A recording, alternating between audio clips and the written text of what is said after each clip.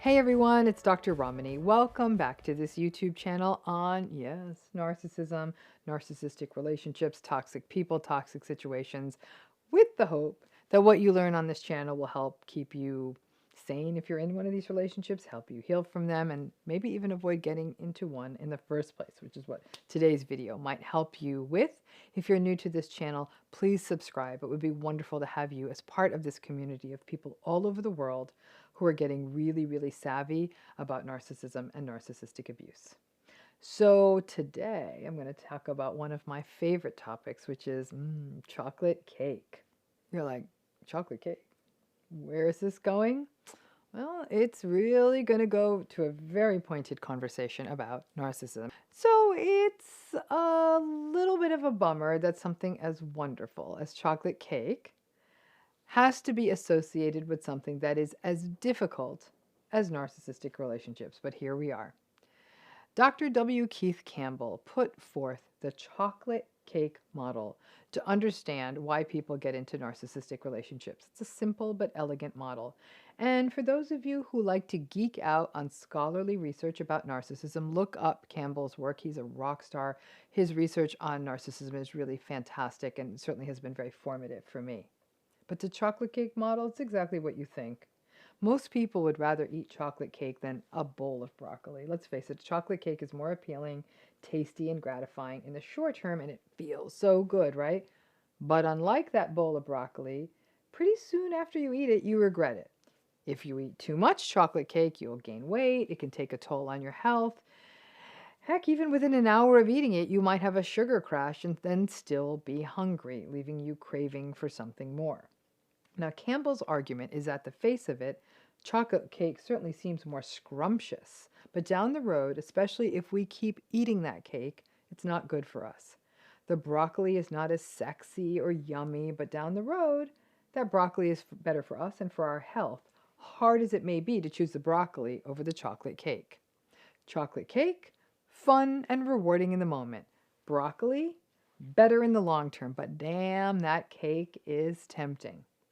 So Campbell holds that this is the same process as we see in narcissistic relationships. So scrumptious at the face of it, the sexy in the short term are yummy. But unlike those people who are broccoli equivalents, maybe not so exciting, but in the long term, very good for us.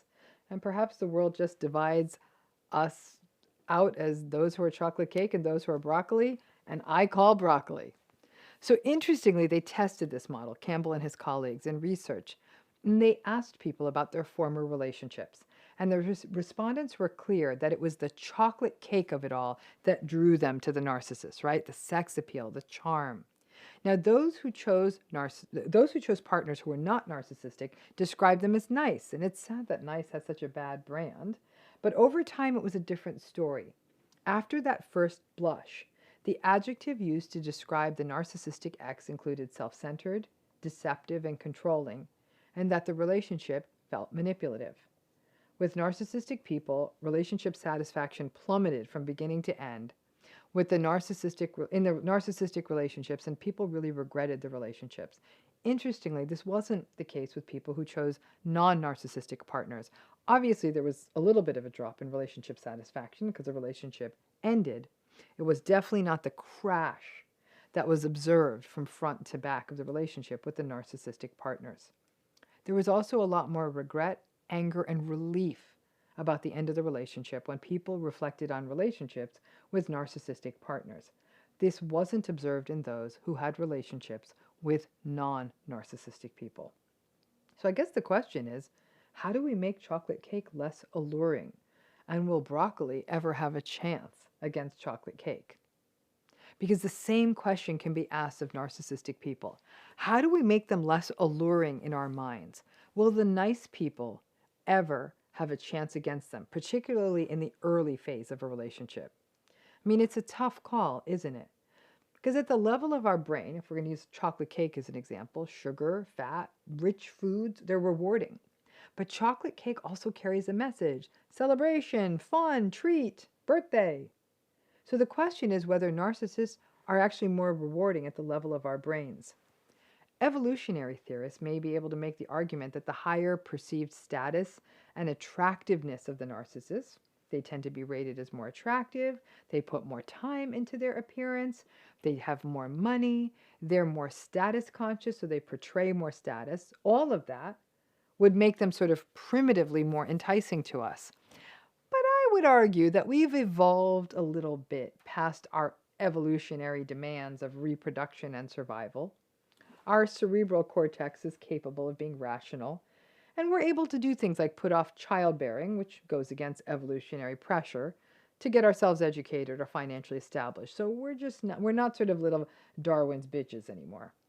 But there is also what we are told about narcissistic people, the messaging, whether it's in Disney princess movies or movies about love or the obsession we have recently, right? So many movies and series lately about narcissistic scammers, right? Or just that the egocentric people have a better ground game on Instagram. All of that sells the story that the traits associated with narcissism, charm, charisma, status, are appealing. And as long as people buy into that message, they're going to keep eating the chocolate cake. They're going to keep getting into relationships with narcissistic folks and keep thinking that they're going to be the exception to the rule and will be the one to meet the billionaire with a heart of gold. So nice is a predictor of relationship success because nice, which in official personality language is best known as agreeableness, is comprised of qualities like trust, being straightforward, altruism, cooperation, a willingness to follow the rules, empathy, and modesty. Now, fancy that, right? Now, as you can imagine, this is the stuff that makes a relationship last, and yet we tend to devalue these traits when we're dating, especially in men. Now, agreeableness is the opposite of antagonism, and antagonism is the stuff that makes up narcissism, and it includes manipulativeness, deceitfulness, callousness, and hostility. Which would you rather date? Now, most of you are sitting there, well, I'd rather date someone agreeable, but there's that damn chocolate cake. The antagonistic folks have the ability to lay on the charm and charisma long enough to get you. And then all of this antagonistic stuff, all that stuff that leads you to regret that big old piece of cake, leads you to regret the relationship. I don't know, maybe we just need to put icing on the broccoli, but then it wouldn't be as good for us, would it? Now, in my dreams, I would love for a world where agreeableness and kindness are put out there as what is desirable, rather than nice being just equated with the nice, boring person next door model, which is often considered to be unexciting. Nice actually is exciting. Unfortunately, we just conflate excitement with impulsivity and dysregulation. There's actually something really exciting about being loved and cherished in such a trusting and reciprocal way that over time, surrounded in that space of trust and safety, that we find our voice and our courage and perhaps take chances in our work and our aspirations because we know there is a loving and soft place to land. That sounds exciting as hell to me. The problem with movies and stories is that they frame relationship choices on short-term outcomes, sexiness and excitement and fun, where we should be making these choices on the basis of how they will impact our long-term health. Just as people don't smoke because it won't be good for their health in the long term, so too should we be avoiding toxic and antagonistic relationships for the same reason. So after I read and taught about Campbell's model about 15 years ago, I never looked at chocolate cake the same, or narcissists. The short-term zazazoo of the empty calories of the narcissistic relationship isn't worth it, and I say this as a woman who really loves cake. There is no piece of cake that tastes as good as a life without toxic relationships. Thanks again.